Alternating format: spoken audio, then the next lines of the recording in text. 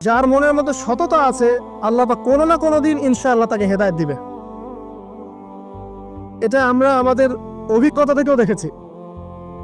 এমন অনেক মানুষকে আমরা দেখেছি যে ড্রাগ অ্যাডিক্টেড ছিল, মিউজিক করেছে,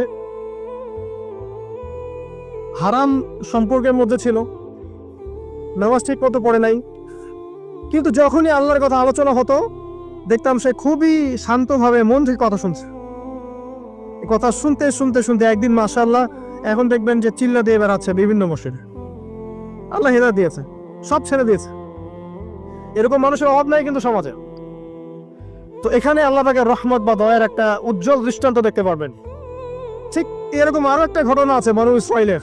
এক ব্যক্তি এত পাপ করেছে যে শেষে মৃত্যুর সময় সে সন্তানদেরকে ডাকছে, ডেকে বলছে যে আমি যখন মারা যাব আমার লাশটাকে তোমরা কবর দিও না, যদি আল্লাহ পাক আমাকে ধরতে পারেন তাহলে খবর আছে আমার।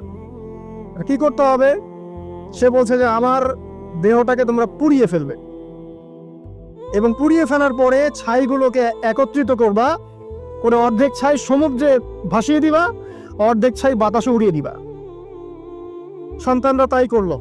মৃত্যুর পর আল্লাহ পাক এই সমুদ্র এবং জমিনকে বাতাসকে আদেশ করলেন যে তোমরা ছাই জড়ো করে দাও। আর মানুষ আর জিন আল্লাহর কথা না শুনলেও এই প্রকৃতি আল্লাহ পাকের কথা শোনে। বিজ্ঞান বলে প্রকৃতি থেকে সব হচ্ছে। কি প্রকৃতি? প্রকৃতি কি, কাকে বলে?